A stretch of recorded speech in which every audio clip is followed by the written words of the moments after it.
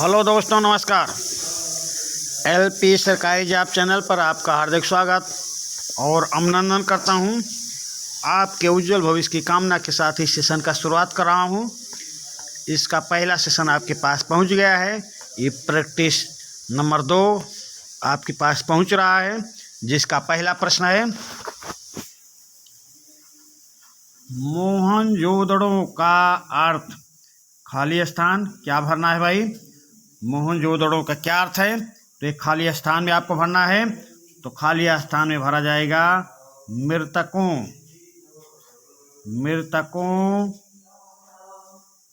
का टीला। खाली स्थान में भरा जाएगा मृतकों का टीला।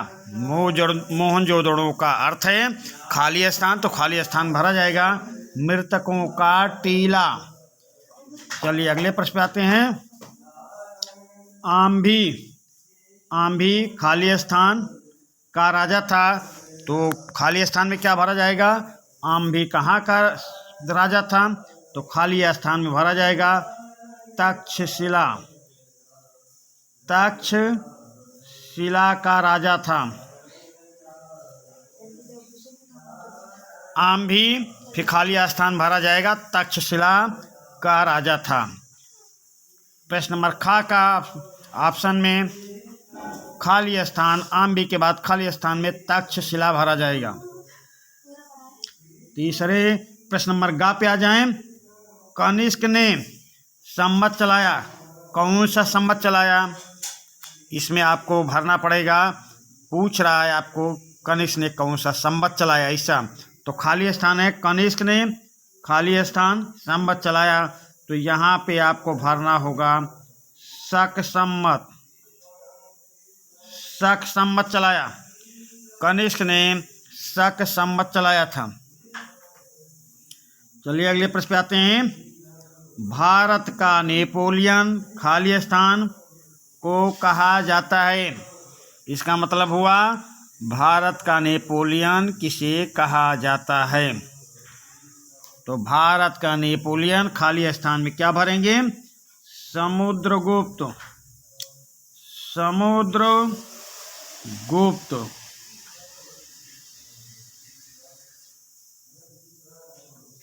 खाली स्थान में भरा जाएगा समुद्रगुप्त। भारत का नेपोलियन समुद्रगुप्त को कहा जाता है। फिर अगला आ जाए। सड़क पर सदैव, फिर खाली स्थान है से चलें। भाई कैसा चलना है आपको? सड़क पर सदैव कैसे चलें? तो सावधानी से चलें। सड़क पर सदैव इसमें भरा जाएगा सावधानी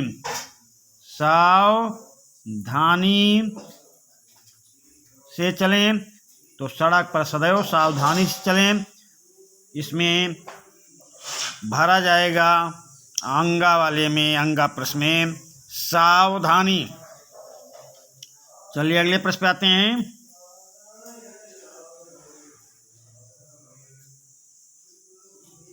विश्व का सबसे बड़ा खाली स्थान, विश्व का सबसे बड़ा महासागर। फिर खाली स्थान है कौन सा महासागर है? विश्व का सबसे बड़ा महासागर कौन सा है? तो खाली स्थान में भरा जाएगा, खाली स्थान में प्रशांत महासागर भरा जाएगा। प्रशांत महासागर।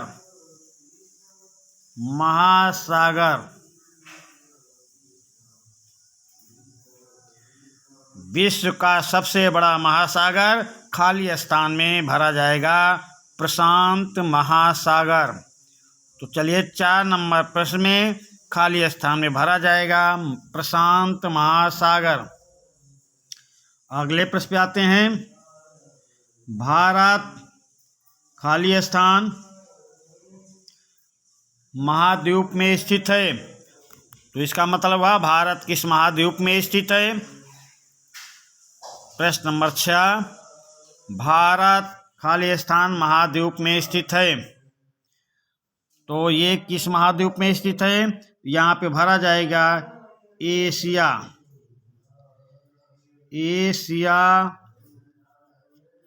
महाद्वीप। भारत किस महाद्वीप में? तो भारत एशिया भरा जाएगा भाई, एशिया। समझ गए? एशिया महाद्वीप में स्थित है। प्रश्न नंबर जा पे आ जाएं। उत्तर प्रदेश राज्य की राजधानी खाली स्थान है। तो उत्तर प्रदेश राज्य की राजधानी आपसे पूछा जा रहा है, खाली स्थान में क्या भरा जाएगा? तो उत्तर प्रदेश राज्य की राजधानी खाली स्थान में भरा जाएगा लखनऊ। लखनऊ, समझ गए? उत्तर प्रदेश राज्य की राजधानी लखनऊ है, ऐसा भरा जाएगा। चलिए अगले प्रश्न पे आ जाएं। ग्राम पंचायत का चुनाव वर्ष के लिए होता है। तो कितने वर्ष के लिए होता है ये पूछा जा रहा। तो आप क्या भरेंगे? ग्राम पंचायत का चुनाव 5 वर्ष, चाहे ऐसे लिख देना 5 वर्ष, और चाहे ऐसा लिख देना ग्राम पंचायत का चुनाव 5 वर्ष के लिए होता है। चाहे ऐसा अंक में लिख देना और चाहे शब्दों में लिख देना 5। समझ गए?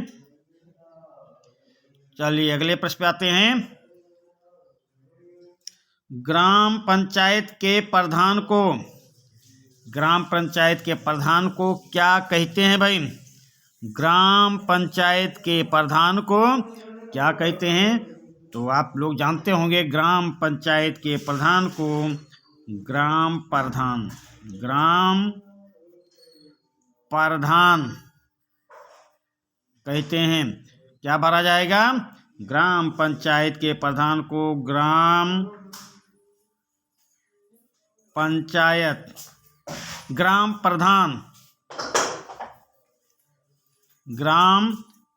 प्रधान कहते हैं। ग्राम प्रधान भरा जाएगा, ग्राम प्रधान भरा जाएगा। समझ गए? चलिए अगले प्रश्न पे आते हैं। पंचायत को सरकार द्वारा मिलता है, क्या मिलता है भाई? पंचायत को सरकार द्वारा अनुदान मिलता है, अनुदान। तो आप क्या भरेंगे? प्रश्न नंबर टा में पंचायत को सरकार द्वारा अनुदान लिखना है, अनुदान इसमें भर देना, अनुदान। अगले प्रश्न पे आ जाएं।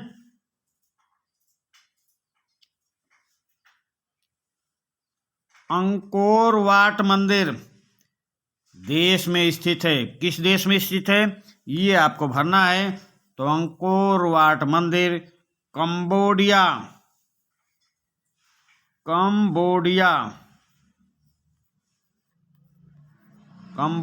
में स्थित है भाई, कंबोडिया। तो क्या भरेंगे? प्रश्न नंबर 18 में कंबोडिया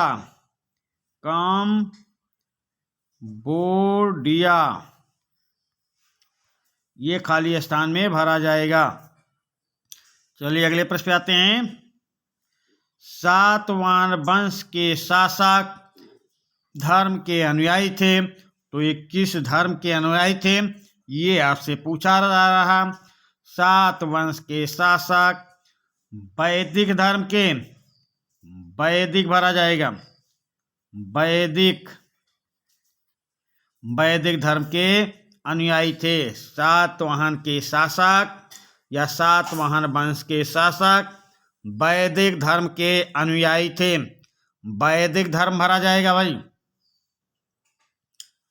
प्रश्न नंबर ढा पे आ जाएं। प्रश्न नंबर ढा पे आ जाएं। प्रसिद्ध गायत्री मंत्र खाली स्थान में है। प्रसिद्ध गायत्री मंत्र का उदाहरण कहाँ पे है? तो ऋग्वेद भाई, ऋग्वेद भरा जाएगा। ऋग्वेद, प्रसिद्ध गायत्री मंत्र ऋग्वेद में है। समझ रहे हैं ना? प्रसिद्ध गायत्री मंत्र ऋग्वेद में है, ऋग्वेद भरा जाएगा। फिर अगले प्रश्न पे आ जाएं। औड़ा, पहिए का आविष्कार काल में हुआ, तो पहिए का आविष्कार किस काल में हुआ, ये आपसे पूछा जा रहा है। खाली स्थान में क्या भरा जाएगा, तो पहिए का आविष्कार भाई हुआ था नवपाषाण काल में। पहिए का आविष्कार नवपाषाण काल में। क्या भरा जाएगा, नवपाषाण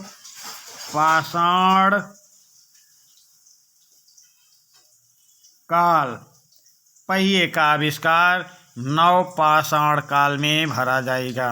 इसमें नवपाषाण काल भरा जाएगा। अब अगले प्रश्न पे आ जाएं। सही जोड़े बनाने हैं आपको, तो सही जोड़े बनाइए भाई।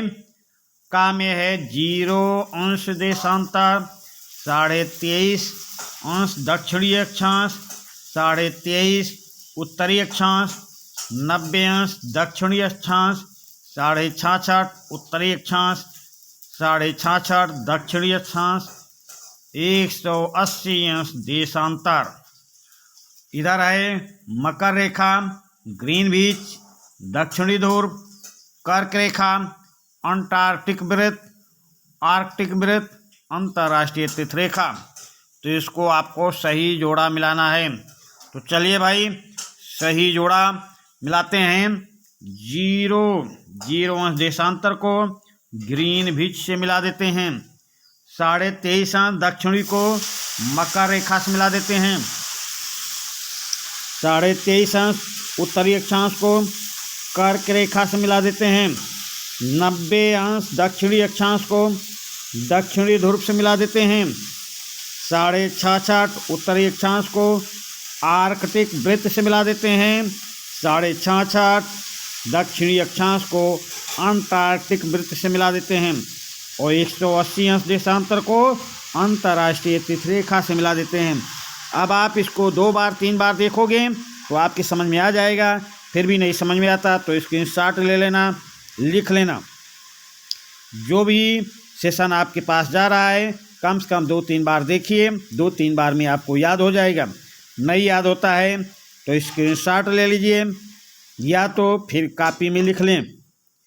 तो पहले तो देखेंगे, 2-3 बार देखिए, उसी में आपको याद हो जाएगा। तो इसका स्क्रीनशॉट ले लें और बार बार देखें। प्रश्न नंबर 5 हो गया। अब चलिए अगले प्रश्न पे आ जाते हैं। देखिए हर प्रश्न है और हर प्रश्न के कई उपखंड हैं, तो इस पर आपको ध्यान देना है। उपखंड ज़्यादा हैं, जैसे प्रश्न नंबर 6 में का, खा, गा, घा ये प्रश्न है। मेन प्रश्न है प्रश्न नंबर 6 और फिर उसके उपखंड जो हैं प्रश्न नंबर का, प्रश्न नंबर खा, प्रश्न नंबर गा, प्रश्न नंबर घा, प्रश्न नंबर अंगा, ऐसे प्रश्न हैं।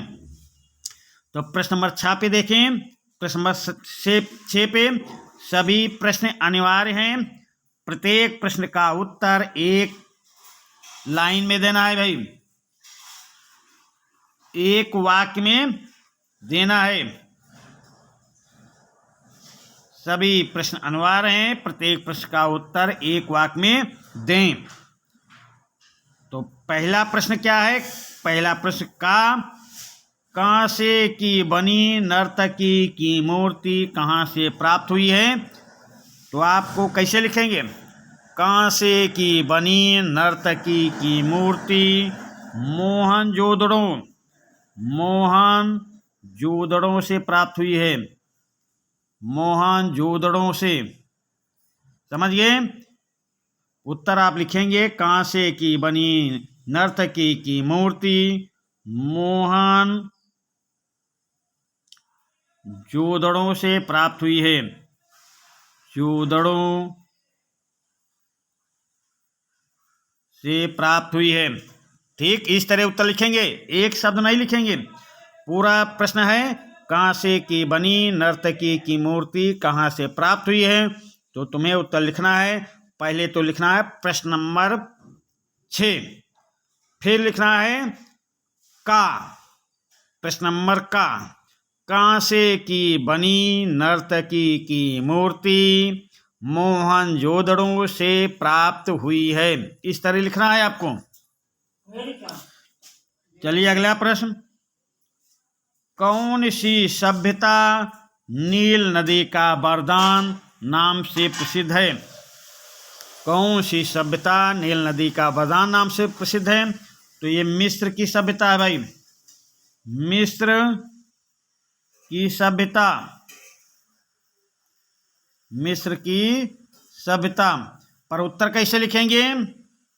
उत्तर लिखेंगे मिस्र की सभ्यता, मिस्र की सभ्यता नील नदी का वरदान नाम से प्रसिद्ध है। उत्तर लिखेंगे मिस्र की सभ्यता नील नदी का वरदान नाम से प्रसिद्ध है। फिर आ जाइए प्रश्न नंबर ग पे, चंद्रगुप्त मौर्य कौन था? चंद्रगुप्त मौर्य कौन था? तो ये मगध का सम्राट था भाई, मगध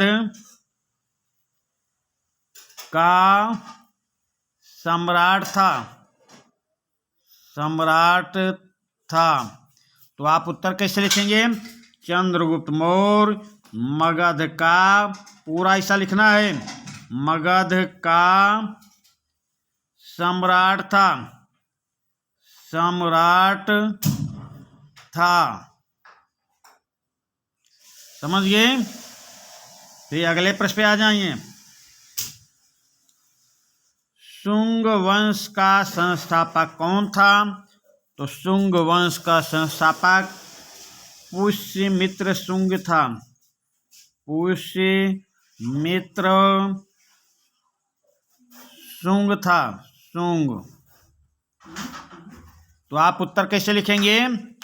शुंग वंश का संस्थापक पुष्यमित्र, पुष्यमित्र शुंग था, पुष्यमित्र शुंग था।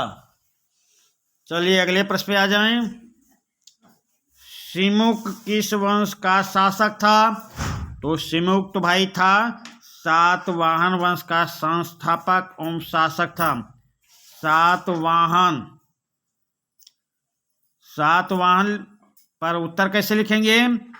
उत्तर लिखेंगे सिमुक सातवाहन वंश का शासक था, सातवाहन वंश का शासक था। उत्तर ऐसा लिखना है। चलिए अगले प्रश्न पे आते हैं, प्रश्न नंबर 4, कर्ण वंश का अंतिम शासक कौन था? कर्ण वंश का अंतिम शासक कौन था? तो अंतिम शासक था सुशर्मन, सुशर्मन, सुशर्मन था भाई। तो आपको उत्तर कैसे लिखेंगे? लिखेंगे कर्ण वंश का अंतिम शासक सुशर्मन था, सुशर्मन था। चलिए अगले प्रश्न पे आते हैं, गुप्त वंश के शासकों ने कितने वर्षों तक शासन किया? तो 200 वर्ष तक। कितना? 200 वर्ष तक शासन किया है। तो आपको उत्तर कैसे लिखना होगा? गुप्त वंश के शासकों ने 200 वर्षों तक शासन किया, 200 वर्ष लिखना है। इस तरह से आपको उत्तर देना है। अगले प्रश्न पे आ जाएं, प्रश्न नंबर जा पे, हर्षवर्धन की बहन का क्या नाम था? तो इनकी बहन का नाम क्या था? राजश्री, राजश्री। तो आप उत्तर कैसे लिखेंगे? हर्षवर्धन की बहन का नाम राजश्री था, राजश्री था। ऐसा लिखने का प्रयास करेंगे। चलिए अगले प्रश्न पे आ जाते हैं,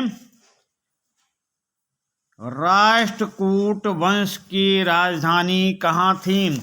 तो राष्ट्रकूट वंश की राजधानी मान्यखेट थी, मान्यखेट खेट। पर आप उत्तर कैसे लिखेंगे? राष्ट्रकूट वंश की राजधानी मानखेट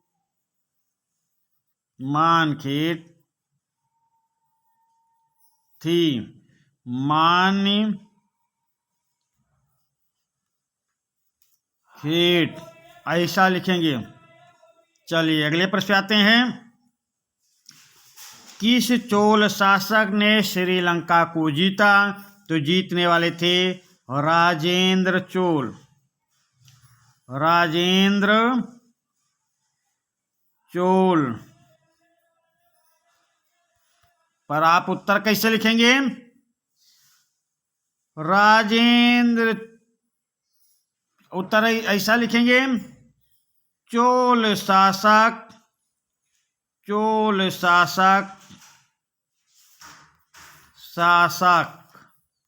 राजेंद्र चोल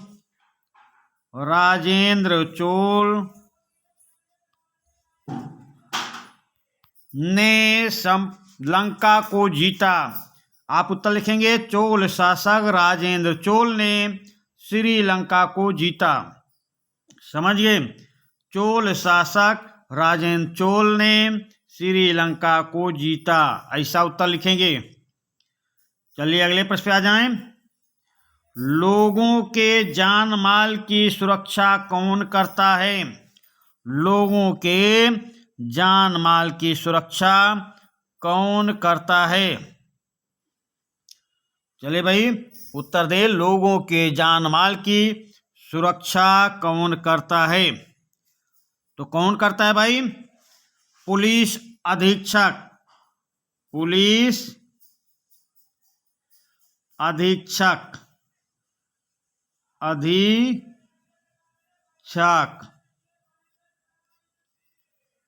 ठीक, तो आपको उत्तर कैसे लिखना है?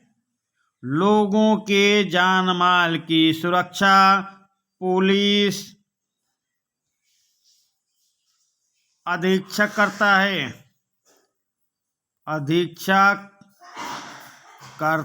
है। करता है। लोगों के जान माल की सुरक्षा पुलिस अधीक्षक करता है। और इस सेशन को अपने दोस्तों के बीच शेयर कर दो, अधिक से अधिक मात्रा में शेयर कर दो कि तुम्हारे दोस्त भी इस सेशन का लाभ ले सकें। और इस चैनल को सब्सक्राइब कर लें, वो भी तुम भी करो और वो भी कर लें। जो नए दर्शक हैं चैनल को सब्सक्राइब कर लें। चलिए भाई अगले प्रश्न पे आते हैं। कंगारुओं का देश किसे कहा जाता है? कंगारुओं का देश किसे कहा जाता है?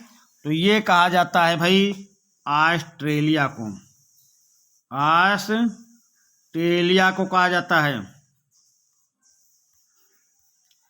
कंगारुओं का देश किसे कहा जाता है? तो कंगारुओं का देश ऑस्ट्रेलिया को कहा जाता है। उत्तर कैसे लिखेंगे? कंगारुओं का देश ऑस्ट्रेलिया को कहा जाता है। ऑस्ट्रेलिया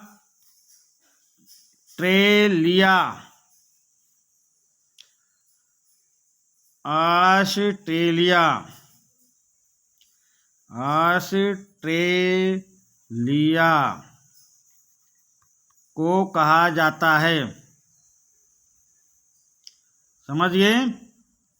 चलिए अगले प्रश्न पे आ जाएं। संसार की छत किस पठार को कहा जाता है? तो तिब्बत के पठार को कहा जाता है। तिब्बत के पठार को। पर उत्तर कैसे लिखेंगे? लिखेंगे संसार की छत तिब्बत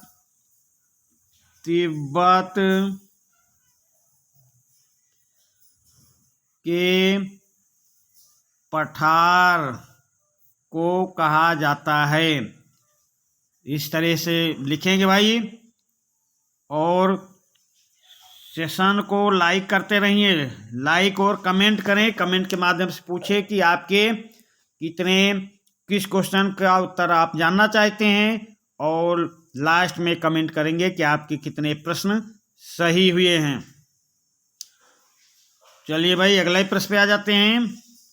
विश्व में कुल कितने देश हैं? तो देश हैं 195 भाई। पर उत्तर कैसे लिखेंगे?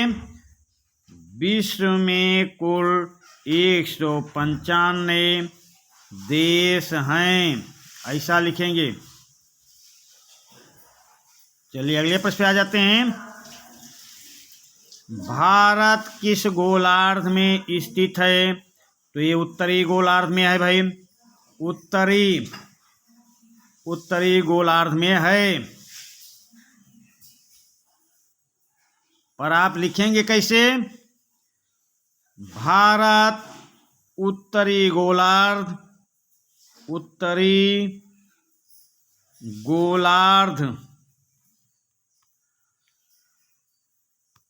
में स्थित है,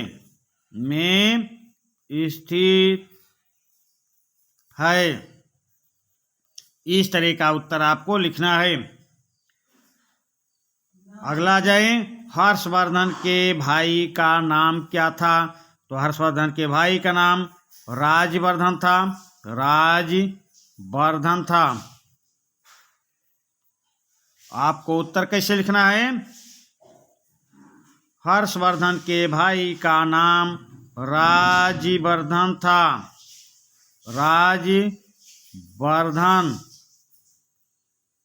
तो इस तरह का उत्तर लिखना है। चलिए अगले प्रश्न पे आ जाते हैं। भारत किस महाद्वीप में स्थित है? भारत किस महाद्वीप में स्थित है? तो ये एशिया महाद्वीप में है, एशिया महाद्वीप में। आप उत्तर कैसे लिखेंगे? भारत एशिया महाद्वीप में, एशिया महाद्वीप में स्थित है। तो इस प्रकार ये दूसरा सेशन आपके पास पहुंच गया है। बस तीसरा सेशन कल आपके पास जाएगा और इसको जैसा बताया हूँ वैसा याद करने की कोशिश करना। कम से कम 2 बार 3 बार वीडियो देखोगे तो आपको सब याद हो जाएगा। 2-3 बार के बाद भी नहीं याद होता तब कॉपी में लिखना है, उसके पहले नहीं। पहले 2-3 बार देखें, आपको सब याद हो जाएगा। चलिए भाई, तो इसी प्रश्न के साथ इस सेशन का समापन करते हैं। धन्यवाद।